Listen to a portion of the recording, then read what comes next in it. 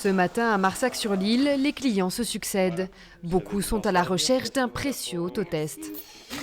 Une barre en haut, c'est que c'est négatif. Deux barres en haut, c'est que c'est positif. Ils ont de la chance, cette pharmacie en possède encore quelques-uns. J'ai fait une autre pharmacie où là, ils étaient pas complètement dévalisés, effectivement. Mais là, il y avait un arrivage qui s'est fait hier, et donc voilà, j'en profite. J'ai fait plusieurs pharmacies et effectivement, il y en a pas. Il y a beaucoup de pharmacies où il n'y en a plus. Car à quelques kilomètres de là, dans cet autre établissement, c'est la disette. C'est les seuls qui nous restent et les patients sont venus les chercher très rapidement parce qu'on n'avait pas mis que ça de côté. Même si elle a pris ses précautions, cette pharmacienne se retrouve vite en pénurie de tests.